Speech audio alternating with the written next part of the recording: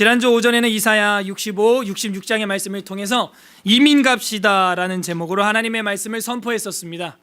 한 주간 하늘로 이민 가기 위해 이 땅의 이방 문화를 끊고 예배의 자리를 지키도록 노력하셨는지요? 오늘은 이사야가 받은 복을 받자라는 제목으로 이사야서 총정리하면서 동정적인 계시의 말씀을 선포하고자 합니다. 다 같이 한번 따라해 보시죠. 이사야가 받은 복을 받자. 네, 이사야가 받은 복을 받자. 우리가 또 이제 음력 설이기도 하고 원력으로 해서 다시 한번 새해를 되돌아보는데 참 좋은 시간인 것 같아요. 질문하겠습니다. 여러분은 이 새해, 이 올해에 가장 받고 싶은 복이 무엇입니까? 네, 우리가 원하는 게 뭐예요? 네, 우리가 받고 싶은 복이 뭐냐 이거예요.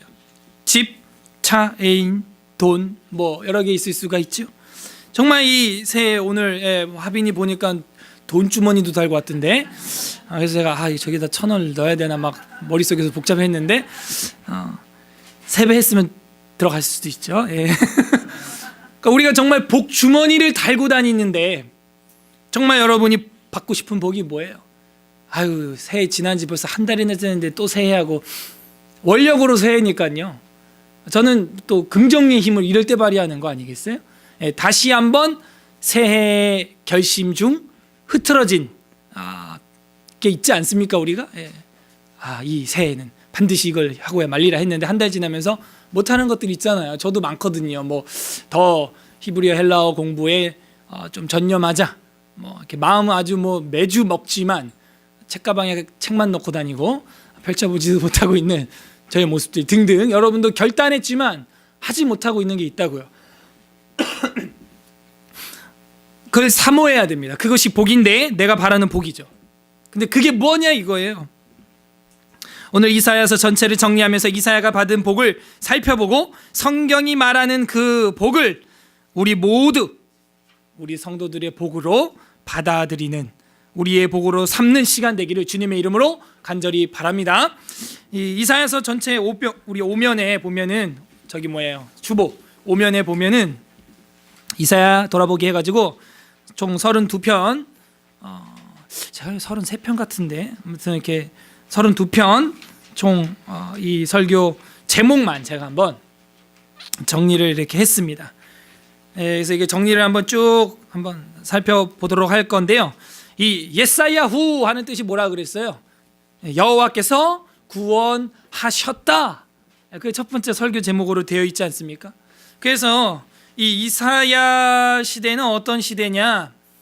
아주 강대국의 틈바구니에서 고래 싸움 새우 등 터지는 시절입니다. 아시리아, 아수르와 바벨론이라고 하는 이 용호상박하는 용형하고 호랑이형이 있는 틈에서 맨날 의도 터지는 그런 시대였어요. 그래서 이 나라가 풍전등화와 같았고 예루살렘 성 하나만 꼴랑 남겨두고 모든 지방 성읍들이 잡아먹히는 아주 그 바람 앞에 촛불 풍전등화와 같은 시대였다. 그래서 성경에 나와요. 상한 갈대 같고 꺼져가는 심지 같은 너희를 하면서 이사야에 나오죠. 네. 그런 구군이 기울던 그런 시대에 이 정신 나간 아하스라든지 히스기야라든지 요담 뭐 이런 왕들이 여호와 하나님을 의지해야 되는데 더 누구를 의지한다? 그 용형과 호랑이형을 의지한다는 거야. 그 아수르하고 바벨론을 더 의지한다는 거죠. 누구한테 얻어 터지는 줄도 모르고 말이죠. 더 정신이 없는 거죠. 그러면 그 나라는 이제 어떻게 돼요? 망하는 거예요. 마치 우리 대한민국 이 한반도가 중국을 의지하고 미국을 의지하는 그런 형태와 같은 거예요. 하늘 하나님이 보고 와서 우리나라만 애국가 백날 불러 뭐합니까? 그 사람들 마음속엔 애국이 없는 거예요. 제가 볼 때. 하나님이 보고 와서 우리나라 만세 무궁화 삼천리 화려강산 노래 백날 불러 뭐예요? 마음속에는 무궁화 샤론 로즈 오브 샤론의 백합화가 없는데 지금 금배지만 달고 다니죠.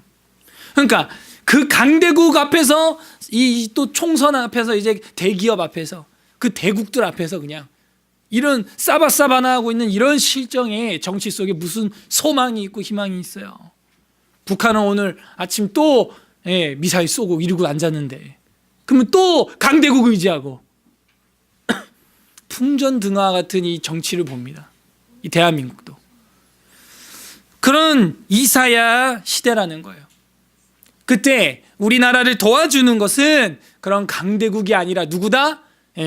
이 상천하지의 하나님, 하늘과 땅을 창조하신 그 하나님이다 하면서 이 이사야가 선포를 하기 시작하는 게 1장 아닙니까?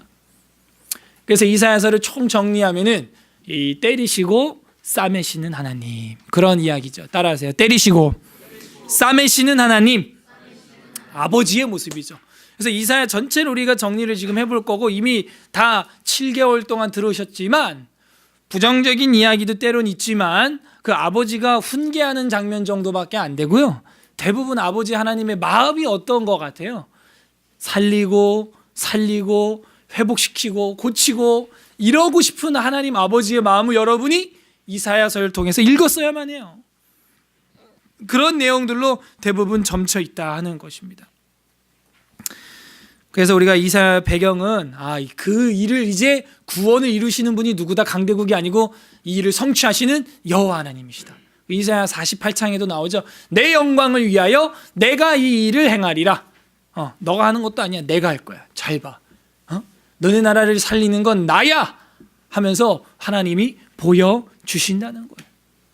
역사를 주관하는 게 나야 하면서 보여주신다는 거예요.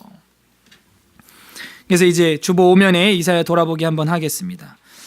첫 번째 우리가 여호와께서 구원하셨다 하는 거죠. 그래서 1장에 보면은 이 하늘이여 들으라 하면서 2절에 시작하잖아요. 하늘이여 들으라 땅이여 귀를 기울이라 여호와께서 말씀하시기를 내가 자식을 양육하였거늘 그들이 나를 거역했다. 3절 소는 그 임자를 알고 나귀도 그 주인의 구유를 알건만은 이스라엘은 알지 못하였고 나의 백성은 깨닫지 못하였다. 그래서 소 밑줄 나귀 밑줄 쳤죠. 깨닫지 못하는 이 백성, 소와 나귀만도 못한 인간들아 여호와께서 구원하셨다 인간들아 하는 얘기죠. 돌아봐라 하는 것입니다.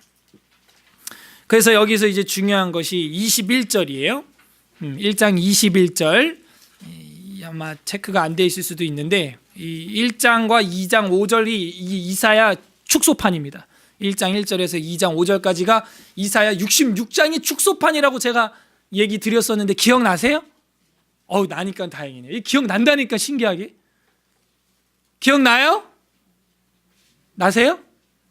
이사야서 축소판이라고 제가 말씀드렸는데 7개월 전에 들으셨던 분들 기억나요? 네, 다 명절 새로 가버리고 기억나는 분들은 안 나는 분만 앉아 계시나? 그래서 이 21절에 보게 되면 다 같이 한번 읽어보겠습니다. 21절 1장 21절 시작. 신실하던 성읍이 어찌하여 창기가 되었는고 정의가 거기에 충만하였고 공의가 그 가운데 거하였더니 이제 살인자들 뿐이로다 하면서 그 거룩한 성 시온성이 이런 엉망진창이 되었다. 이런 상황에서 누가 이 나라를 살릴 수 있겠냐? 문제 제기를 하는 거죠. 여호와께서 구원하신다라는 걸 보여주고 있는 겁니다. 그리고 두 번째가 가득해지는 인생이었어요. 2장부터 우리가 설교를 했었는데 뭐가 가득해지냐? 인생은 무엇으로든지 지금 계속 가득해지고 있어요. 시간의 모래시계는 계속해서 흘러만 가고 있고 가득해집니다. 그래서 우리가 2장 6절, 7절, 8절, 9절, 10절에 보면 가득하고라고 하는 단어가 계속 반복되는 거 우리가 확인을 했었죠. 가득해지는 인생인데 동방풍속으로 가득하게 하는 사람, 은금으로 돈으로 인생을 보화로 가득하게 하고 마필로 가득하게 하고 병거로 가득하게 하고 우상으로 가득하게 하고 9절에 보면 천한 자도 절하며 귀한 자도 굴복하니 그들을 용서하지 마옵소서 이렇게 되는 거예요. 도대체 뭘로 가득하게 이 새해를 채우고 있냐? 가득해지는 인생. 우리는 무엇으로 인생을 가득 채워야겠느냐? 그걸 우리가 돌아봤죠. 바로 하나님의 영광. 그 영광을 피할 자가 없고 그걸 피하면 죽는 거예요. 그래서 10절과 19절과 21절 끝에 영광을 피하라, 영광을 피할 것이라, 영광을 피하리라 밑줄 쳐져 있어요? 옳지, 쳐져 있어야지. 우리는 영광으로 채워야지, 가득 채워야지. 세상의 것들 마필로, 은금으로, 보화로, 그런 병거로 가득하게 하면 안 된다. 지금 어디에 마음이 가 있냐? 3장 18, 19, 20, 21, 22, 23절 봐요. 발목걸이로 가득하게 하고 목걸이에 망사로 반달지 양식, 귀고리, 팔목걸이, 얼굴 가리개, 화관, 발목사슬, 띠, 향압, 호신부, 반지, 코걸이, 예복, 겉옷, 목도리, 손주머니, 손거울, 세마포. 그 당시에 이제 호화사치품이죠. 이런 것들로 자기를 치장하고 가득하게 하지 말아라. 여호와의 하나님의 영광, 그 영광의 싹을 좀 틔워봐 하면서 4장 2절에 그날의 여호와의 싹이 이제 이야기가 나오죠. 세 번째 설교 제목은 농부의 기대였어요. 그래서 결국은 하나님은 5장에 보면은 극상품, 5장 2절에 포도를 심었는데 무슨 포도를 맺었다? 들포도를 맺었다. 너희가 먹을 수 없는, 너네 인생도 그런 거 아니냐, 이런 거죠. 저도 마찬가지고 여러분도 정말 힘들었던 고난의 때 하나님이 소망 되셨고 힘이 되셨던 그런 추억의 간증들이 있습니다. 그런데 들포도가 된 거예요. 극상품 포도로 하나님은 우리의 인생을 회심시켜 주셨고 돌이켜 주셨는데 이 들포도를 맺었다는 겁니다. 그래서 농부의 기대는 극상품 포도였고 정말 그 기쁜 찬송, 농부의 그 정말 추수의 찬송, 그 노래를 부르기를 원했는데 안타까운 애곡으로 변해가는 것이죠. 농부의 기대가 꺾이는 순간인 거예요. 하나님이 우리를 보고 기대가 꺾이면 안 되겠죠. 그래서 이사야는 나무꾼의 소명을 받았죠. 네 번째, 나무꾼의 소명. 그 이사야 6장부터 결국에는 그런 들포도 어떻게 해요? 커팅, 잘라내야 되는 거예요. 어쩔 수가 없어요. 커팅해내야 돼요. 그게 이사야의 사명이에요. 저들이 어떻게 해요? 듣기는 들어도 깨닫지 못하게 하고 6장 9절 보기는 보아도 알지 못하리라. 모른다. 커팅, 잘라내. 아니 여러분이 과수원을 한다고 쳐봐요. 이 가을에 이제 열매가 주렁주렁 맺혀야 되는데 아무것도 없어. 그 나무 어떻게 할 거예요? 땅만 묵힌다. 커팅, 잘라내. 그런데 하나님의 은혜는 뭐예요? 그 구루터기를 통해서 또 일을 하신다는 거예요. 남아있는 그 잘라내고 뿌리랑 이제 조금 몸통 남은 거, 거기서 또 생명이 있어서 싹을 틔어서 새롭게 일을 시작하겠다. 밤나무, 상수리나무 잘라내고 새롭게 시작하겠다 하면서 나무꾼의 소명, 이사야의 소명이고 또한 우리의 소명으로 나온다 그랬죠. 다섯 번째, 세상은 홍수, 신앙은 생수. 이런 말씀으로 우리가 이사야 8장부터 봤는데요. 결국에는 8장 6절에 실로아 물, 그 실로아 물에서 생명샘물을 길러내야 한다 그랬죠. 그래서 그 실로암이라고 하는 그 어두운 밤에 깜깜한 밤에 있잖아요. 그 물을 말하는 거거든요. 그 치료의 물, 왕의 연못이라고 불리는 그 실로아 물, 거기서 이제는 생수를 먹어야 살 수 있다. 세상에 물이 많지만 그건 먹을 수 없는 물이다. 그건 홍수예요. 홍수가 나면 먹을 수 있는 물은 없다. 물은 많지만 정작 마실 수 있는 물은 없다. 우리 신앙은 그런 홍수물 마시는 게 아니고 이 실로아의 물과 같은 생수를 마셔야 된다. 8장 7절에도 보면 그러므로 내가 흉용하고 창의란 큰 하수 아수르를 이제 넘치게 할 것이다, 이렇게 나오죠. 세상의 강대국은 하수물에 불과해요. 그 먹는 물이 아니란 말이에요. 그럼 강대국들을 의지하면 안 된다니까요. 세상은 홍수로 가득하지만 우리 신앙은 생수가 생명의 물이다라는 것이죠.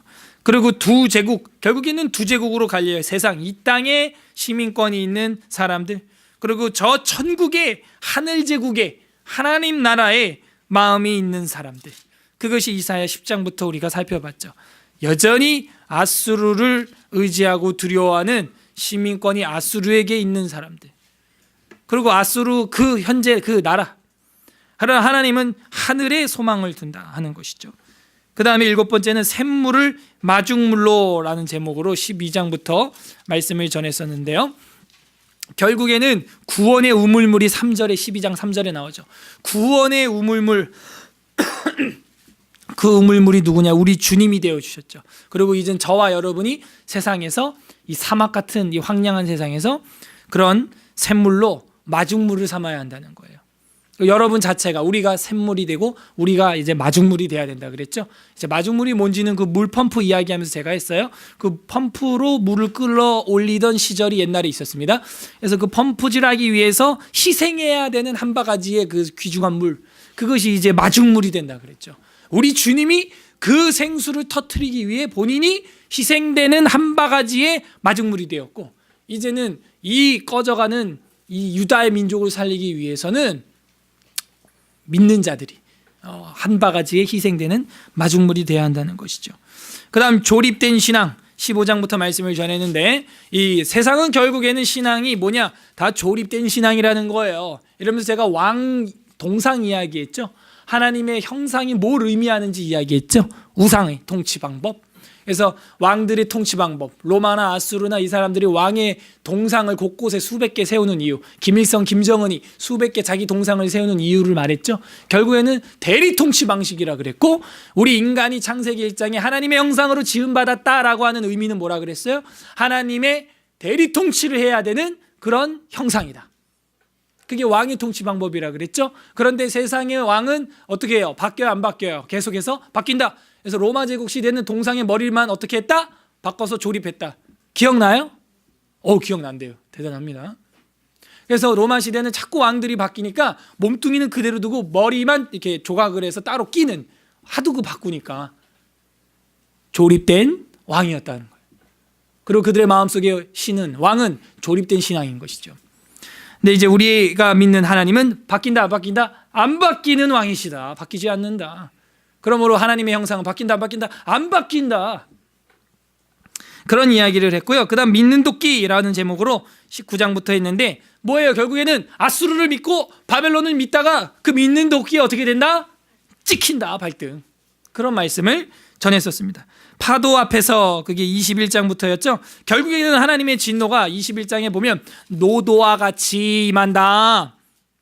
그런 말씀들이 이제 이후에 나온다고 그랬었죠. 그래서 파도 앞에서 어떻게 우리가 자세를 가질 것이냐, 그런 이야기를 우리가 살펴봤었습니다. 그래서 21장 1절에도 보면 뭐 해변 광야에 관한 경고라 하면서 그 바닷가 가까이 있는 자들을 향하여 하나님께서 경고하시는 말씀들, 그런 게 나옵니다. 그 다음에 11번째 심판의 좌우, 결국에는 24장에 이사야의 종말론이 나오면서 하나님의 심판이 임하면 기뻐하는 사람과 슬퍼하는 사람으로 나뉜다. 심판을 기뻐하는 사람이 있대요. 세상에 있어요. 바로 하나님을 경외하고 하나님을 믿으면서 이 땅에서 핍박받았던 경건한 자들, 그들은 그 재판날, 심판날 좌우에서 하나님 우편에 앉게 되는 것이죠. 양이 되는 거, 양이. 그래서 예수님의 그 말씀도 제가 양과 염소 이야기도 했었죠. 12번째 농부 만난 포도원, 이런 제목으로 27장부터 말씀을 전했는데, 이 포도원이 농부 만나면 어떻게 돼요? 완전히 거듭나고 바뀌는 거예요. 27장 3절, 나 여호와는 포도원 지기가 됨이여 때때로 물을 주고 밤낮으로 간수하여 아무든지 이를 해치지 못하게 하리로다 하면서, 원래는 어떤 포도원이었어요? 들포도원이었잖아요. 여기 들포도였는데 결국에는 포도원에 농부가 오면 어떻게 된다? 그 들포도 다 걷어내고 아주 기쁨이 충만한 생명력 있는 포도원으로 거듭나고 아름다운 포도원의 노래가 흘러나온다. 그래서 27장 2절에도 그날에 너희는 아름다운 포도원을 두고 노래해라, 이렇게 나오죠. 그래서 그 아름다운 포도원의 노래를 부르려면 결국 농부 모셔야 된다. 농부 만나야 되는데 게으르고 나태한 농부 말고요, 신실한 농부 만나야 한다. 13번째, 그러면 애가가 된다 그랬죠. 슬픔의 노래가 사랑의 노래로, 애가에서 애가로 변하게 된다. 그런 이야기였어요. 그래서 29장의 1절은 슬픔의 애가로 시작하죠. 슬프다 아리엘이요. 아리엘은 예루살렘의 별명이었습니다. 그런데 이제 그 애가가 어떻게 된다? 포도원의 아름다운 노래로 바뀐다. 애가에서 애가로. 14번째, 정의의 이름으로라는 제목으로 이사야 32장부터 말씀을 전했는데, 결국에는 하나님이 이 사회에, 이 정치에, 이 민족에게 원하는 거 뭐냐? 공의와 정의로 통치해라. 미슈파트와 제데크, righteousness, justice, 이런 걸로 통치하라는 거예요.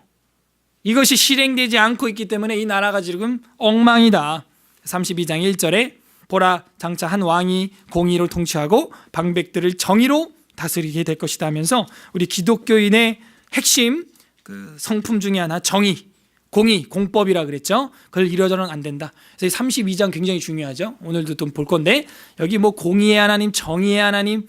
그래서 32장 16절에도 보면은 그때의 정의가 광야에서 거하고 공의가 아름다운 밭에 거할 것이다. 공의의 열매는 화평이고 공의의 결과는 영원한 평안과 안전이다. 이 정의와 공의가 없으면 우리한테 평안이 없고요, 안전하지가 않습니다. 요번 주에도 뭐 계속 뭐 요즘에 뉴스 어린 아이를 뭐 말도 안 되게 주의, 또 목사가 또 그랬어. 그 목사도 그 정통 목사야. 대한예수교 장로회 그 장로회가 아니고 성결교구나. 거기가 서울신대면은 서울신학교 그것도 헬라어 교수야. 헬라어 그렇게 잘 가르친대. 그게 서울신학교 교수인데 지 딸을 죽여갖고 사모랑 그 개모지고 1년 동안 시신을 뭐 부활할 줄 알았다. 그거 다 뻥입니다. 그 정상 참작되려고 정신 이상 그 고의적으로 그 미친 척하는 건데 그게 제정신입니까? 정의가 있어요? 공의가 있어요? 그 헬라어 교수는 뭐 할 거예요, 진짜? 그 교수요, 귀신이요, 마귀요. 거기 밑에서 배우는 신학생들은 뭐가 그래갖고 그 서울신학교 흑역사로 들어갔어 지금. 역사 그 흑역사 해가지고 이런 교수가 말도 안 돼. 참 안타까운 이야기예요. 정의가 가정에도 있어야 되고 개인에게도 있어야 되고 사회도 있어야 돼. 그게 없으면 평안이 없고 안전이 없는 것이죠. 정의의 이름으로라는 제목으로 설교했고 그 다음이 정품신앙. 그게 바로 에돔 신앙에 대하여 34장에 이야기하고 있어요. 근데 결국 그 에돔이 왕성하는 것 같지만 어떻게 된다? 멸망한다. 그거는 정품 신앙이다, 비정품 신앙이다. 비정품이라 그랬죠. 그때 제 윈도우가 정품이었다, 비정품이었다? 비정품이었다. 그 정품을 샀다. 그런 얘기 드렸죠. 비정품 소프트웨어는 결국 어떻게 된다? 망한다. 결국 어떻게 된다? 서비스 팩이 업그레이드가 안 된다. 절대 발전이 없다. 그 신앙은 뭐 그런 이야기를 했었어요. 그래서 이제 우리가 받들 어명이 무엇이냐 16번째 설교였죠.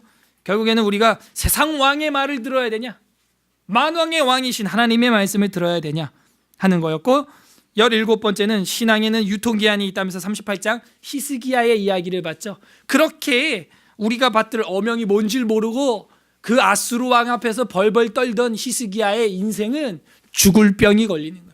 유통기한이 있다. 하나님이 볼 땐 유통기한이 있고 아무리 회개해도 몇 년 이상 못 줬어요?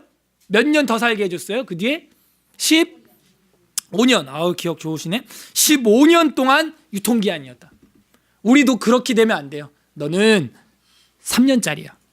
너는 보니까 그 에스라교회 뭐 성경 66권 배운다고 다니는데 네 그 성격이 거기 못 견딘다. 내가 볼 때 설교를 한 시간에 그 교회에 너는 한 6개월짜리야. 너는 1년짜리야. 이렇게 되면 안 돼. 그래서 신앙은요, 인내예요, 인내. 나무도 한 5년 기다려야 열매를 볼 수 있어요. 아니, 한 교회를 정해서 다니는데 여기 6개월, 저기 1년, 아이고 못 살겠다, 저기 3년 있다가 또 뿌리 뽑아갖고 저기 딴 데가 또 심어놓고.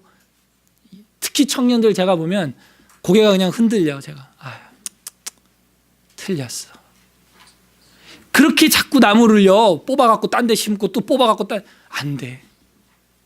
인내해야 열매를 맺는 거예요. 인내해야 영광을 보게 돼 있어요. 신앙의 유통기한, 히스기야의 유통기한이었죠. 우리의 유통기한은 예수 그리스도로 말미암아 무한정 유통기한이 돼야 된다 그랬습니다. 영생을 얻어야 된다. 영원한 신앙을 얻어야 된다니까요. 그래서 18번째 그래서 광야 개혁하자 하면서 이사야 40장부터 말씀을 전했죠. 결국에는 외치는 자의 소리로 말미암아 이제는 여호와의 길을 예비해라. 푸른 마르고 꽃은 시드나 우리 하나님의 말씀은 영영한 거 아니냐. 그 말씀으로 개혁해라. 그 다음 19번째 내가 택한 사람을 봐라 하면서 42장의 말씀이었는데 그게 바로 공의의 종의 노래가 이사야서에는 3번 이상 나온다 그랬죠. 그래서 공의의 종의 이야기가 나온다 그랬습니다. 그래서 내가 붙드는 종, 나의 사람, 그 사람을 봐라. 42장 3절 상한 갈대를 꺾지 아니하고 꺼져가는 등불 풍전 등화와 같은 너희를 끄지 아니하시고 진실로 정의를 ጼ데크를 미슈파트를 시행하실 것이다. 이게 다 통하잖아요. 지금 점점 막 핵심이 보이지 않아요. 이제 내가 택한 사람을 봐라. 그거 누구냐? 바로 구주 예수 그리스도죠. 궁극적으로는 말입니다. 그 다음 20번째 재현되는 은혜가 있다. 그러면 은혜는 옛날 첫사랑 좋았지, 처음 내가 신앙생활할 때 그때가 좋았지, 그때가 좋았으면 지금도 나중에는 그때가 될 거니까 지금도 잘해야 되는 거예요. 그죠? 지금도 훗날에는 추억의 시간이 될 거예요. 이 시간도. 그래서 은혜는 한 번으로 끝나는 게 아니라 어떻게 된다? 다시 또 재현된다 하면서 43장 1절에 보면 야곱아 너를 창조하신 여호와가 지금 너를 지명해서 내 것으로 삼았다, 불렀다 하시면서 다시 또 은혜를 또 줄 수도 있어. 그 하나님이야. 그 하나님 늙은 거 아니야. 이렇게 보여주는 거죠. 그러니까 찾아봐 하는 것이 21번째 생명의 숨바꼭질, 그 이사야 44장이었죠. 하나님은 어떤 분이시다? 숨어 계신다. 찾아봐라. 너의 왕이 있다. 그걸 이제 44장부터 우리가 봤는데 45장 15절 보면 45장 15절에 구원자 이스라엘의 하나님이여 진실로 주는 스스로 숨어 계시는 하나님이다 해서 생명의 숨바꼭질, 그분 찾아야 되는 거예요. 이 우주 만물 천체를 보면서 아주 미시적인 우리의 그 단세포가 아니라 우리의 세포, 그런 깊이 있는 소우주를 또 보면서 숨어 계신 하나님을 만나야 되는 거예요. 22번째 무거운 짐의 정체가 뭐냐? 근데 그 숨어 계신 하나님 찾지 못하고 46장 1절에 보면 벨과 느보를 우리 짐승과 가축 수레에 싣고 우리는 끌고 다니고 있다는 거예요. 그래서 무거운 그 수레를 열어봤더니 벨과 느보라고 하는 우상이었던 거예요. 우리 인생이 왜 이렇게 무겁고 짐지고 힘드냐? 우상 한 단지 싣고 끌고 다니고 있으니까 힘든 거다.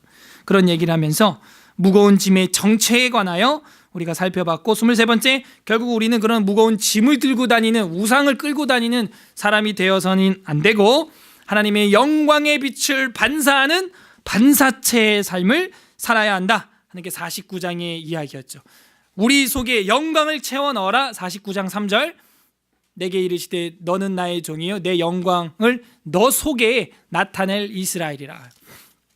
결국에는 우리 속에 하나님의 영광이 반짝반짝 이방 땅끝까지 6절에 보게 되면 끝에 6절 끝에 내가 또 너를 이방의 빛으로 삼으니 나의 구원을 베풀어서 땅끝까지 이르게 할 것이다. 결국 우리를 통하여 반사체 하나님의 영광의 빛이 반사되는 삶을 하나님은 원하신다.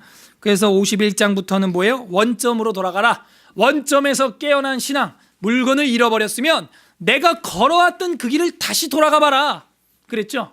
꼭 핸드폰이나 지갑을 놓고 가 교회, 그죠? 그러면 다시 돌아봐야 돼. 전철로, 그다음 버스 정류장으로 해가지고 다시 돌아가 봐야 돼. 원점으로 가라. 그러면 찾을 수 있다. 내 잃어버린 신앙도 다시 원점으로 가봐요. 그럼 찾을 수 있어요. 그래서 원점에서 깨어난 신앙. 그래서 아브라함 이야기로 거슬러 올라가죠. 51장부터 너네가 어떻게 시작된 사람들이냐 돌아봐야 돼요. 여러분도 하나님 믿게 되었을 때, 그리고 우리 교회에 오게 된 이유가 무엇이었냐? 원점으로 돌아가야 돼요. 그리고 53장부터 25번째 설교였죠. 고난의 종의 위력에 대하여 또 종의 노래 우리가 살펴봤는데, 이 종의 노래 중에 최고의 노래가 53장이었죠. 그는 실로 우리의 질고를 지고 우리 간고를 많이 겪었고 질고를 아는 자다. 질병을 알고 죄악을 다 담당했다. 그 간고와 질고라는 뜻이라 그랬죠.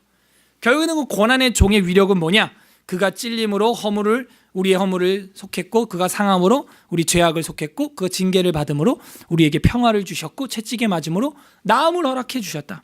우리는 모두 양 같아서 각기 제 길로 갔지만 주님은 그 죄를 그 고난의 종 양에게 다 담당시켰다 하면서 그 위력이 어때요? 많은 사람의 죄를 11절에 보면은 끝에 그들의 죄악을 친히 담당하시리로다. 12절 끝에 많은 사람들의 죄를 담당하며 범죄자를 위하여 기도하였느니라 하면서 그 고난의 종이 결국 인류의 모든 죄를 다 담당하는 위력을 갖게 되었다. 그래서 우리도 그 고난의 종으로서 살 때 많은 사람을 옳은 길로 돌아오게 하는 하늘의 별과 같이 빛나는 전도자의 삶을 살게 된다. 그 다음에 26번째는 이게 송구 영신 예배에 가까웠던 주일인데 마지막 주일이었나 봐요. 2015년 멈춰야 될 시시포스의 바위라 그랬죠. 그래서 우리가 결국 헛수고 그만하자. 이제 54장에 보면 시시포스의 바위가 뭐예요? 성경에 없는 내용이죠. 이거는 계속 올려놓으면 또 굴러 떨어지고 꼭대기에 올려놓으면 또 굴러 떨어지는 그 로마 그리스 신화에 나오는 바위, 저주받은 행위라 그랬죠. 끝없는 노동이라 그랬죠. 내가 헛되이 끝없이 노동하고 있는 것들 정리해라 하는 것을 이사야 54장 55장의 말씀을 통해서 봤어요. 남편이 아닌 것을 향해 찾아간다는 거예요. 54장 5절에 보면 이는 너희를 지으니 내 남편이시라 이러는데 딴 데 가 있는 거야. 마음이 헛수고 그 시시포스의 바위만 굴리고 있는 것이죠. 27번째는 여호와께 엮인 인생, 새해의 첫 번째 설교였던 것 같은데요. 56장 결국은 우리가 굴려야 되는 것은 그런 시시포스의 바위가 아니고 여호와 하나님의 일이고 여호와 하나님께 연합된, 엮여야 한다. 56장 3절 여호와께 연합한 이방인, 56장 6절 또 여호와와 연합하여. 그래서 이방인일지라도 어떻게 여호와 하나님과 연합, 여호와 하나님과 엮여라. 여러분 실밥이 이게 별거 아니지만 명품 메이커 드레스에 옷에 엮인 실밥은 보통 실밥이 아니다. 그 실밥은 엄청나게 고급 실밥이에요. 비싼 겁니다 그거. 그래서 우리 인생이 아름다워지고 같이 있으려면 어떻게 해야 된다? 여호와 하나님께 연합된, 엮여야 한다. 그래서 새해 우리가 어떻게 살아야 될 거냐 돌아봤었죠. 28번째, 그래서 우리는 어떻게 살아가자 그러면서 매일 금식하며 살자 그러면서 58장을 봤죠. 잘못 설교하고 있는 가장 대표적인 본문 중에 하나라 그랬죠. 58장 6절이 내가 기뻐하는 금식은 흉악의 결박을 풀어주고 하면서 이런 내용이 나오는데, 금식하면 흉악의 결박이 풀어진다 그랬어요? 아니면 무슨 내용이라 그랬어요? 제가 이게 금식이 뭐라 했어요? 에? 뭐라고요? 금식이, 참 금식이 이게 뭐라고요? 금식하면 흉악의 결박이 풀어주고 끌어주고 압제당한 자가 자유케 되고 멍에가 꺾이는 게 금식이라 그랬어요? 그럼 뭐가 금식이에요?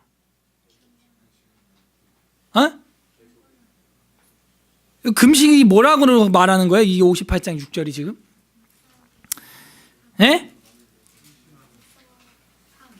3.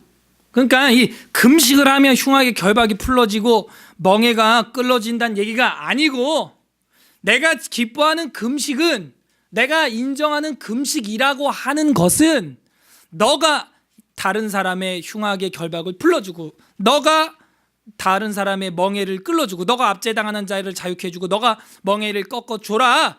줄인 자에게 내 양식을 주고, 7절에 봐요. 줄인 자에게 양식을 주고 유리하는 빈민을 집에 들이고 헐벗은 자를 보면 입혀줘라. 이게 뭐다? 이게 금식이다. 완전 새로운 개념이라 그랬죠.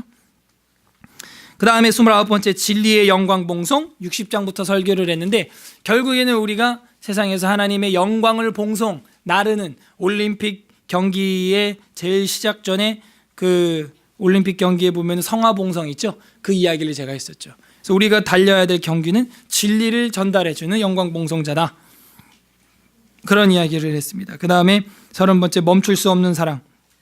결국에는 62장이 아주 중요한 하나님의 또 모습이 나온다고 그랬죠. 그 헵시바하고 뷸라, 아주 그 꺼림받는 여자였고 버린 여자였는데도 하나님이 다시 한번 돌아봐주고 안아주고 품어준다. 이게 뭐예요? 하나님의 사랑이라 그랬죠. 그게 이제 30번째, 30번째, 멈출 수 없는 하나님의 사랑, 멈출 수 없는 사랑. 이게 이제 이사야의 결론이라 그랬어요. 하나님은 여전히 바람난 여자 같은 우리를 돌아오라고 하신다. 그래서 승리한 그 사랑, 그것이 이 63장에 표현되고 있는데 붉은 옷을 입고 있는 한 임금이 나오죠. 그래서 승리한 전사의 붉은 옷. 그래서 그 승리한 전사의 붉은 옷은 어떤 옷이냐?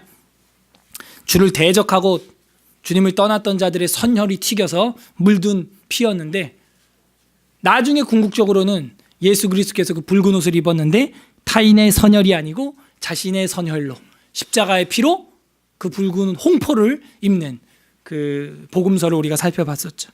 그래서 승리한 전사의 붉은 옷. 그 다음 마지막으로 65장과 66장의 새하늘과 새 땅의 이야기가 나오면서 결국에는 우리의 수완이 나무의 수완과 같이 길어지고 백세의 죽은 자가 젊어 죽는다고 하면서 하나님께서 원하시는 참 기쁨의 나라, 참된 기쁨이 65장부터 66장까지 나왔었죠. 그래서 65장 17절부터 새하늘과 새 땅 이야기가 나오는데, 그곳은 어떤 곳이다? 쓰라린 과거가 제거되고 영원한 기쁨이 즐거움이 충만하고 무병의 나라요, 장수의 나라요, 풍요로 가옥을 건립하는 나라고 대대로 이어지는 나라고 하나님과의 유무상통, 기도하면 바로 응답되는 그런 나라요, 완벽한 평화의 나라다. 사자와 양이 함께 있다는 건 완벽한 평화를 말한다 그랬죠.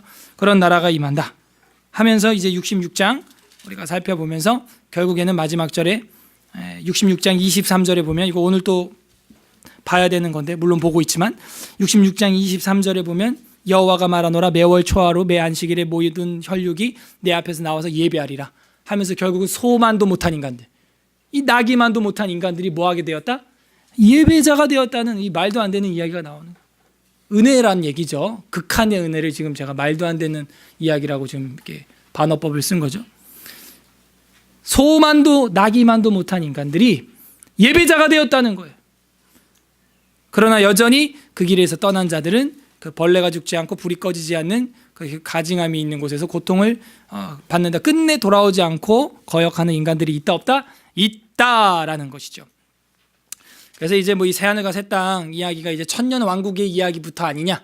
이제 노 목사님 요즘 그렇게 보는데 저는 그거 뭐 다 받지 않아요. 노 목사님 가르침이라고 다 받는데 뭐 이번 주에도 메일 주고받고 했는데 노 목사님이 책을 쓸 때까지는 제가 가만히 있습니다. 어떤 주장에 대해서 목사님도 ing 지금 뭐 연구하는 중 뭐 이런 거지 이 다가 아니에요. 예, 아직 뭐 이제 심증상 천년 왕국부터 이제 본다. 뭐 천년 왕국은 그러면 우리 신자들이 어디 있는 거예요? 우리 천국에 가 있는 거예요 이미. 우리랑은 상관없습니다 거의. 예. 그 안에 또 이제 믿는 사람들이 이제 생길지는 또 그것도 미지수고 아예 미지의 세계이기 때문에 어쨌든 우린 주와 함께 있다 하는 겁니다. 뭐 나중에 천년왕국 특강 한번 다시 보시든지 하면 될 거예요. 자, 이렇게 해서 이사야서 전체 설교를 이렇게 제목으로 한번 정리를 주보면에 있는 걸 살펴봤어요. 어떻게 기억이 나요? 네, 나면은 정말 감사하고 복습을 열심히 하세요. 이사야서가 이제 읽혀질 거예요. 성경이 읽어지네. 진짜 읽어져. 이렇게 해야 진짜 읽어지는 거야. 그래서 때리시고 뭐 하신 하나님? 싸매신 하나님의 면모가 여기 나타나는구나. 그렇게 나라가 풍전등화와 같은 그런 국운 속에 있을 때 아수르와 바벨론을 의지한 나라 어떻게 될 것이냐라는 게 쭉 나오잖아요. 그건 너네가 의지할 게 아니야. 너네가 들을 어명이 아니야. 그걸 너네들의 영광이 아니야. 이사야서가 보인다니까요. 그게 아니고 그들이 구원하는 게 아니고 예사야후 여호와께서 구원하셨다. 그분께로 돌아와라 라고 외치는 거예요. 지금 오늘 한국 사회에도 이 이사야가 필요한 거예요. 외쳐야 되는 거예요. 이 나라의 국군은 하나님이 보호하사 우리나라 만세. 왜 그런 애국가가 지어진 건 줄 아세요? 그만큼 이 나라는 상천하지의 하나님 상제께서 돌보지 않으면 이렇게 살아있을 수 있는 역사가 아니었다는 거예요. 한반도의 역사를 되돌아볼 때 이건 살아있는 게 기적 같다는 거예요. 맨날 외세 침략에 짓밟히고 물들고 개명되고 이름 바뀌고 뭐 이랬던 나라인데 살아있잖아 끝내는. 그러니까 결국 하나님이 보호한 거다라고 밖에 표현. 뭐 고종 황제가 마지막에 한 게 뭐 있어? 명성황후 죽고 나서 러시아로 도망간 거밖에 더 있어? 아간파천 기억나요? 정말 오랜만이다. 아간파천. 이게 파전이 아니고요. 예. 결국 도망갔다 이 얘기 아닙니까? 그런 나라예요. 예. 이 나라의 지도자들이 도망간 역사밖에 없어요. 그 뒤에 뭐 정부 수립되고도 해외 나가 도망간 거밖에 없어요. 뭐 있어요? 누가 지켰어요 이 나라를? 힘없는 애국 지사들밖에 없죠. 자기 목숨으로 그걸 대신할 수밖에 없었어. 그래서 저희들도 이 이사야서를 보면서 지금 이 대한민국이 필요한 건 21세기 작은 이사야가 필요한 거예요. 예사야후. 그걸 외쳐야 되는 거예요. 자, 이걸 이제 총정리하겠어요. 총정리를 해보면 그것이 어디에 핵심이 있느냐. 정말 이사야가 받은 복이 뭐냐. 이 32개의 항목들 속에서 핵심을 엑기스를 짜는데 제가 뭐라 그랬어요? 이사야 요약판이 어디부터 나와 있다 그랬어요? 1장부터 2장 5절까지라 그랬죠. 그럼 거기를 보면서 이 유사 수미상관법으로 정리를 하면 이제 끝이 납니다. 첫 번째, 우리가 올해 받고 싶은 복이 정말 뭐냐? 받아야 될 복은 정말 뭐냐면 진리의 하나님을 만나야 한다는 거예요. 결국은요, 길은 있는데 그 길은 원웨이 하나예요. 진리의 하나님을 만나는 것이 진짜 복이다라는 걸 이사야가 말하고 있는 거죠. 예사야후. 그 하나님을 만나야 되는데 그 하나님은 숨어 계시고 숨바꼭질한다는 거예요. 아버지가 3살, 4살짜리 애들 일부러 기둥 뒤에서 쳐다본다 그랬죠. 나 찾나 안 찾나 보는 거예요. 그게 아비의 마음인 거예요. 이사야 65장 16절을 그래서 우리가 핵심적으로 봐야겠습니다. 이사야 65장 16절 펼쳐보세요. 65장 16절 여러분 다 체크돼 있을 거예요. 굉장히 중요하다 그랬거든요. 이사야 65장 16절 다 같이 읽어보겠습니다. 시작. 이러므로 땅에서 자기를 위하여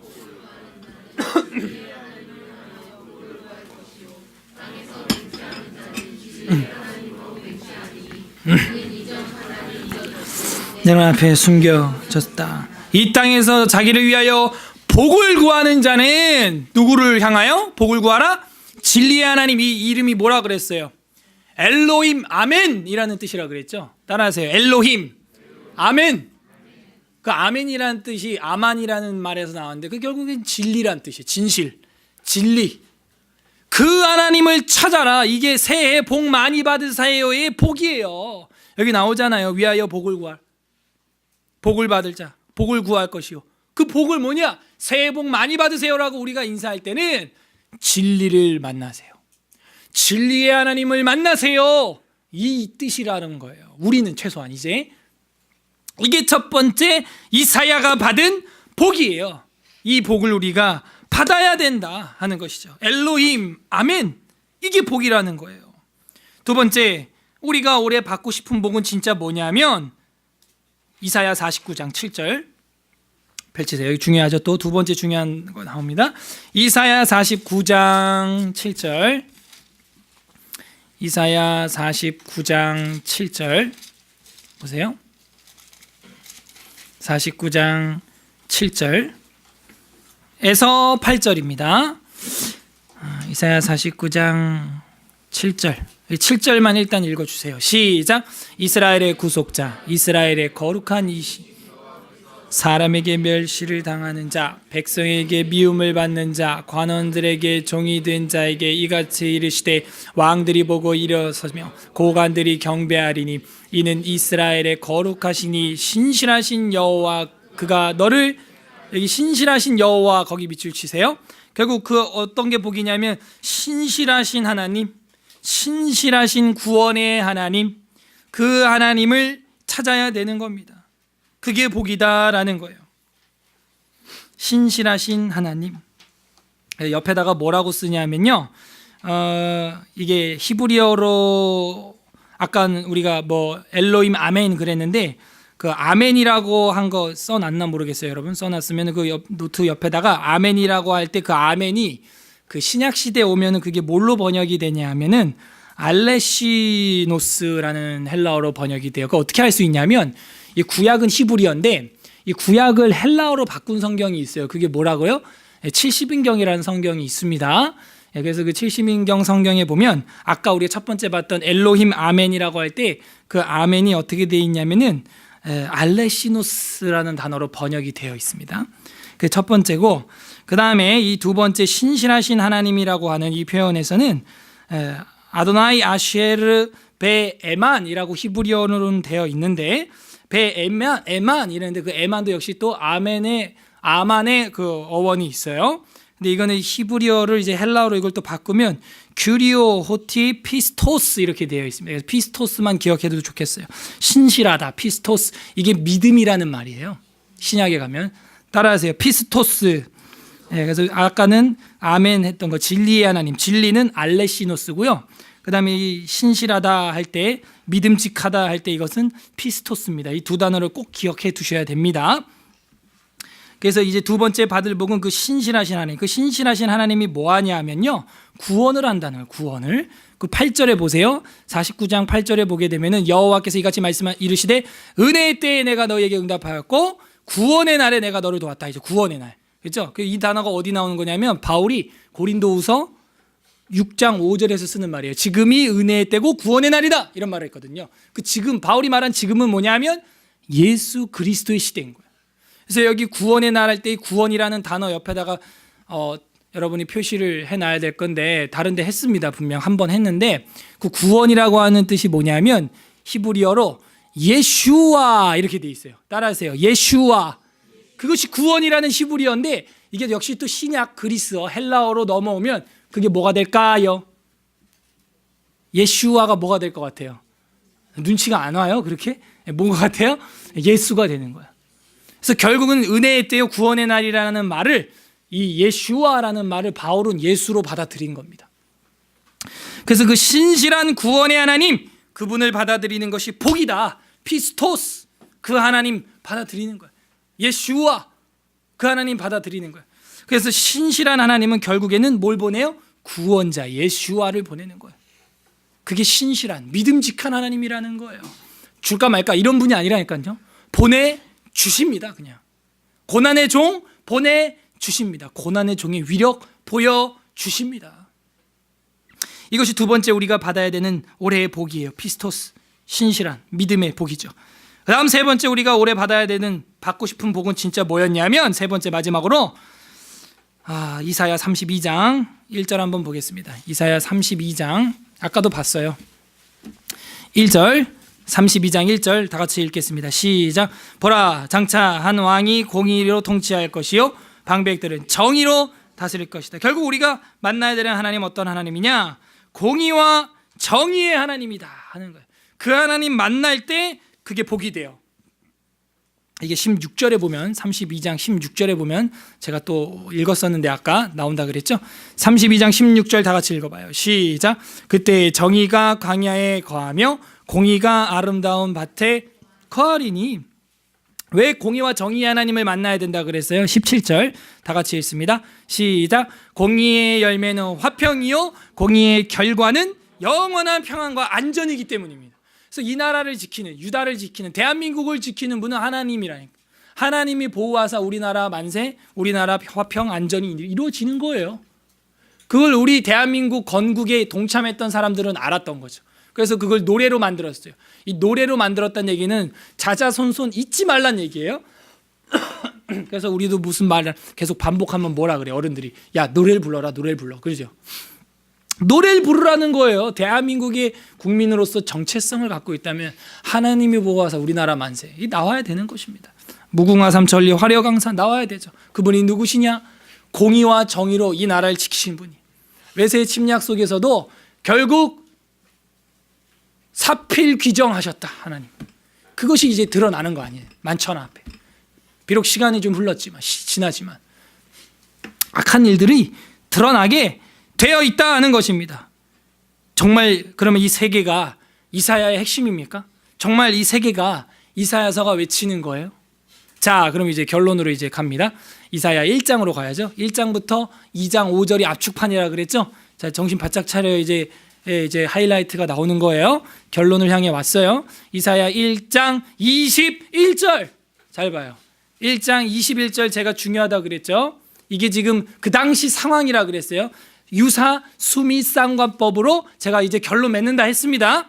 자, 어떤 상황인데 어떻게 된다라는 게 방금 그 세 복, 진리의 하나님, 신실한 구원의 하나님, 공의의 하나님. 이 공의의 하나님이라고 하는 말도 우리가 공부해야죠. ጼ데크, 아도나이 아시아르 ጼ데크.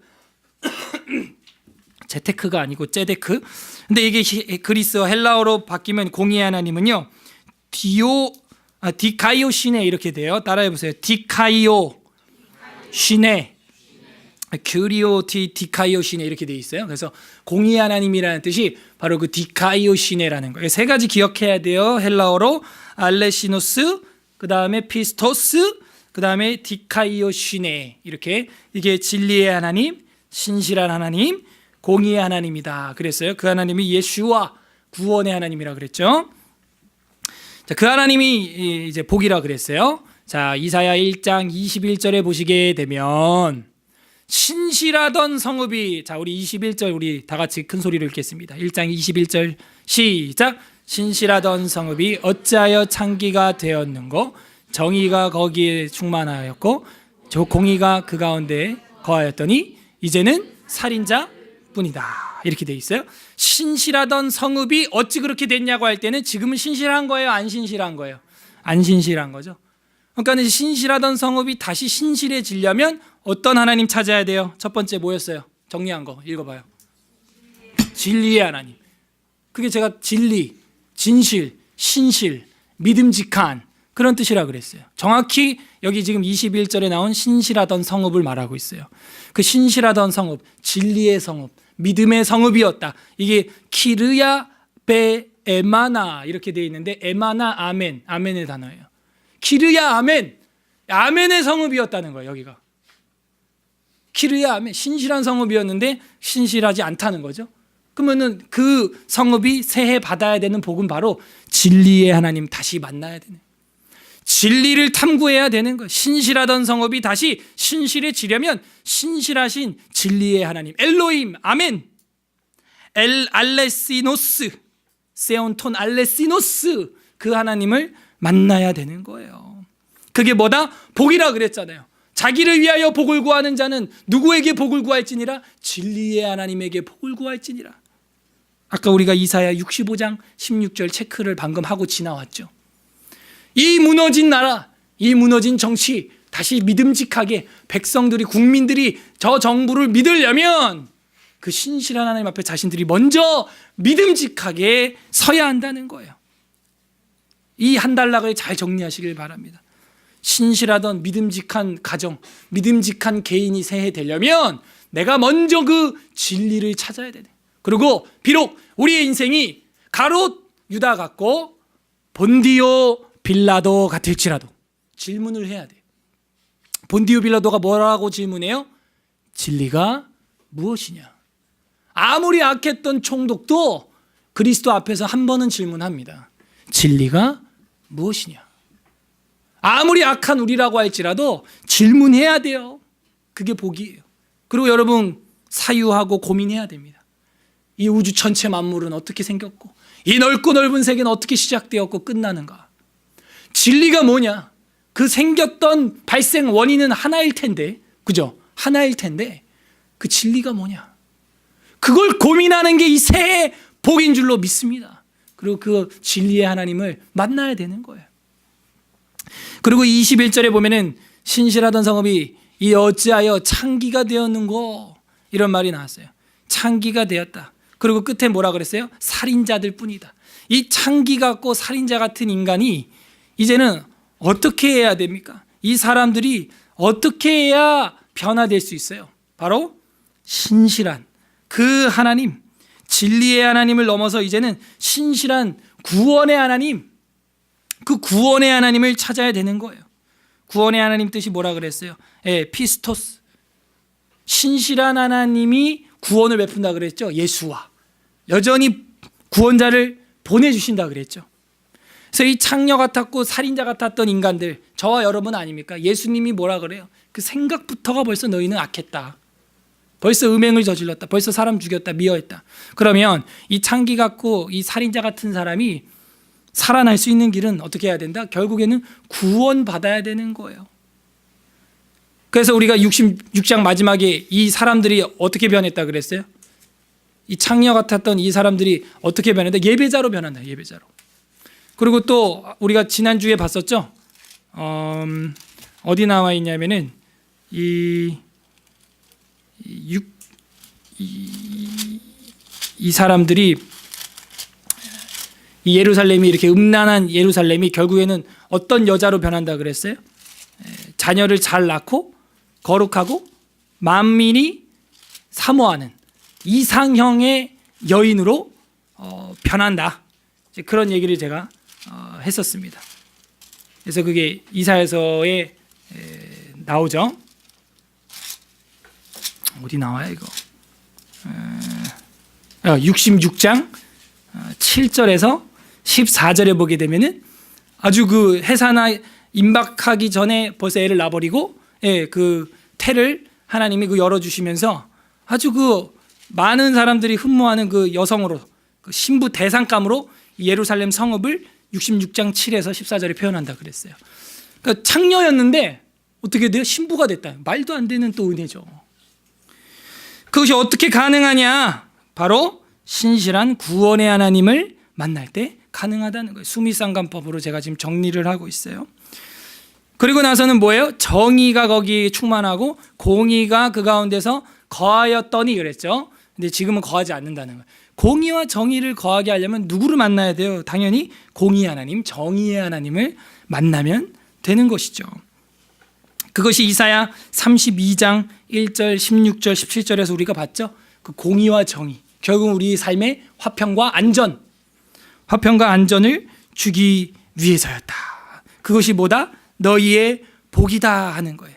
자, 이제 마지막 절, 이사야서에서는 마지막 절을 읽고 정리를 하겠는데, 이사야 32장 갑니다. 공의의 하나님 부분 이제 보고 마치겠어요. 아까도 봤던 겁니다. 32장 16절 17절 우리가 이건 읽었습니다.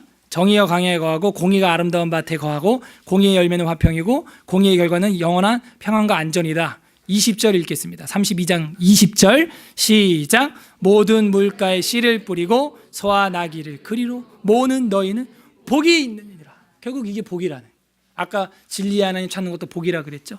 복이라고 하는 단어들을 제가 이렇게 검색을 해볼 때 이런 걸 복이라고 하는 거예요. 진리의 하나님, 구원의 신실한 하나님, 공의의 하나님, 정의의 하나님, 이 하나님을 만날 때 그것이 결국 너희에게 뭐가 된다? 복이 있느니라. 이게 우리가 새해에 받아야 할 복이다. 설교가 뭐 이제 결론으로 왔는데 그거랑 오늘 읽은 본문이랑 도대체 무슨 상관이 있습니까? 드디어 오늘 본문 요한계시록 19장 11절을 이제 읽을 수 있는 자격이 구비되었습니다. 요한계시록 19장 11절을 보세요. 요한계시록 19장 11절 다 같이 한번 읽어보겠습니다. 요한계시록 19장 11절 시작. 또 내가 하늘이 열린 것을 보니 보라 백마와 그것을 탄 자가 있으니 그 이름은 충신과 진실이라. 그가 공의로 심판하며 싸우더라. 어느 정도 보여요? 우리의 시민권은 이 땅이 아니라 하늘에 있다. 하늘의 시민권 두고 이민 갑시다. 그런 말 했죠. 근데 이제 거기 백마 탄 공의의 왕, 고난의 종, 공의의 종, 정의의 종이 보이는데 그분의 이름은 뭐래요? 충신. 이게 뭐냐면 헬라어 아까 세 개 적어놓은 거 혹시 여러분 컨닝할 수 있겠어요? 충신이 뭐냐면 피스토스, 정확히 이렇게 돼 있어요. 피스토스, 그거는 신실한 하나님이라 그랬죠. 그분은 누구라고요? 예수와 구원의 하나님. 그게 여기 이 충신과 이렇게 돼 있어요. 그분 이름이에요. 예수와 충신과. 충신은 피스토스, 신실하다, 믿음직하다. 그분은 결국 예수와 구원주를 보내주시는 믿음직한 분이다 그랬죠. 충신과 그 다음 뭐래요? 진실, 알레시노스 이렇게 돼 있어요. 진실은 진리예요. 진리의 하나님을 찾아라. 알레시노스. 아까 성실히 공부한 분들은 지금 뭐 아주 탁탁 보일 겁니다. 이거 이사야 65장 16절에서 봤죠. 진리의 하나님을 찾는 게 복이다 그랬죠. 그가 무엇으로 심판하며? 공의로. 제데크. 그래서 이제 헬라어로 읽을 제데크, 히브리어를 헬라어로 바꾸면 디카이오시네, 정확히 그렇게 되어 있어요. 디카이오시네로 심판하며 싸우면서 세상을 안전한 나라로 이제 만드신다는 거예요. 공의의 나라로 만드신다는 거예요. 그분이 누구다? 구원의 하나님 예수와 그리스토스. 정확히 이사야는 구약의 복음인 거예요. 복음. 구약의 복음서는 이사야서예요.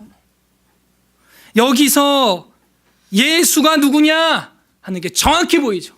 그분은 진리시고 신실한 구원의 하나님이시고 공의와 정의의 하나님이시다 하는 것이 이 구약의 그 수백 년 전의 이사야서와 신약시대 예수 그리스도가 정확히 매칭이 되고 있다 하는 걸 보여주고 있는 겁니다. 정리합니다.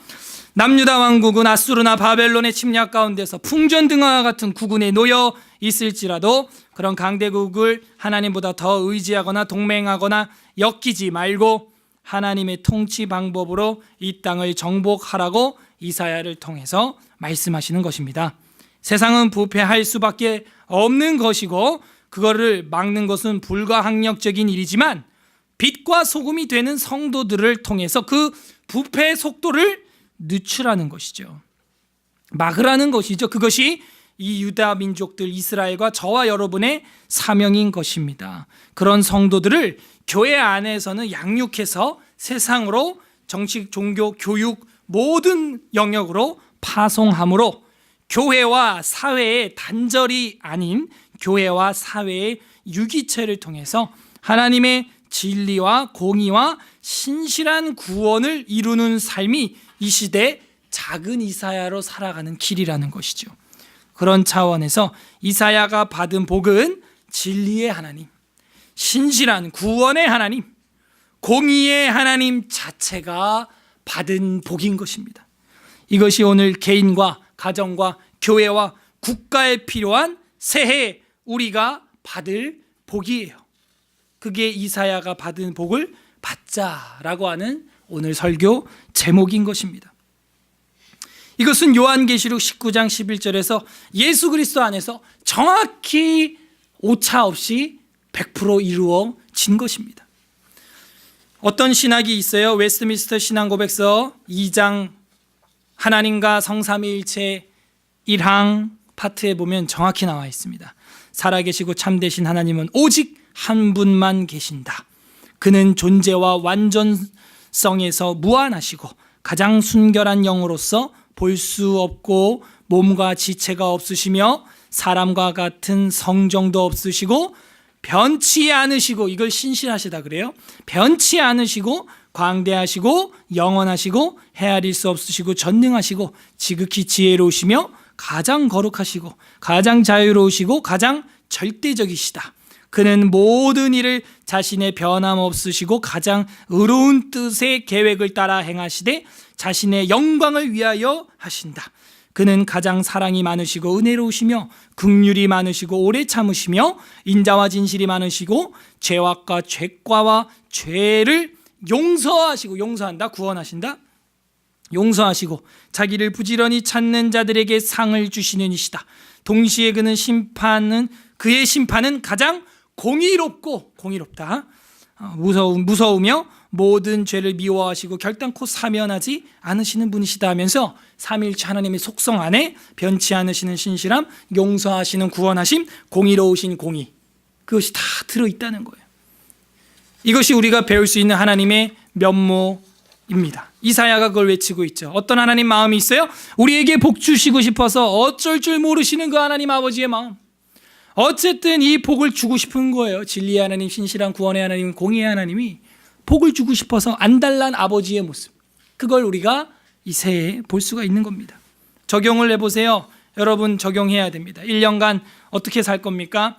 진리가 무엇이냐고 묻는 사람이 돼야 돼요. 비록 본디오 빌라오도 같은 인간처럼 내가 지금 살고 있는 순간에도 예수님께 물어요. 진리가 무엇입니까? 이 상황에서 진리가 무엇입니까? 물어야 되는 거예요. 두 번째, 귀신 들린 막달라 마리아 같고 정말 살인자 같은 십자가 우편의 강도와 같은 형편이라고 할지라도 속죄를 우리가 받아야 됩니다. 구원의 하나님을 만나야 됩니다. 내가 정말 속죄받고 끊어야 될 죄가 무엇이냐 돌아봐야 되는 거예요. 그 다음 세 번째로는 내가 공의롭게 정의롭게 행해야 할 부분은 무엇이냐, 이걸 여러분이 적용으로 한번 되돌아보셔야 돼요. 끝맺습니다. 풍전등화와 같은 나의 신앙, 한국교회의 신앙, 태풍 앞에 촛불처럼 흔들리는 소망 없어 보이는 정치, 볼 때에 우리가 갈망해야 할 것은 진리의 하나님, 신실한 구원의 하나님, 정의와 공의의 하나님이십니다. 부디 그 하나님 의지함으로 구원을 복으로 받는 우리 개인과 가정과 교회와 국가가 되기를 주님의 이름으로 간절히 바랍니다. 여러분은 올해 받고 싶은 복이 무엇입니까? 우리 다 같이 말씀 생각하면서 이제 기도하겠습니다. 우리 다 함께 한 마음으로 합심해서 기도할 때, 하나님, 저희들이 삶을 돌아보면 새해가 시작한 지 한 달이 지났는데도 지은 죄가 어찌 그리 많은지요. 본디오 빌라도와 같은 우리의 모습들을 봅니다. 우리가 진리의 하나님 만나게 해주시고, 진리가 무엇입니까? 진리를 날마다 사모하고 진리를 사랑하고 진리를 우리가 갈망하는 성도들 되게 하여 주시옵소서. 첫 번째, 우리 그렇게 기도했으면 좋겠고요. 주님 앞에 정말 창기와 같고 살인자와 같은데 예배자로 우리가 변해야 됩니다. 그러려면요, 귀신 들린 막달라 마리아가 예수님 만나고 십자가 우편에 죽어가는 강도가 주님 바로 옆에서 만나야 되는 겁니다. 하나님, 우리가 신실한 그 구원의 하나님 만나게 해주시고 이 한 해도 그 구원의 하나님과 함께 살아가게 해주시고 내가 지은 죄악들이 무엇인지 순간순간 기민하게 살피면서 그 죄악들을 끊어버리게 해주시옵소서. 세 번째로는 이제는 공의롭게 정의롭게 이 나라와 민족을 지켜왔던 선조들처럼 우리들도 그 민족 애국지사들처럼 신앙인들처럼 그렇게 공의롭고 정의롭게 이 나라와 이 민족을 지키기 위해 살아가는 하나님의 사람들 되게 하여 주시옵소서.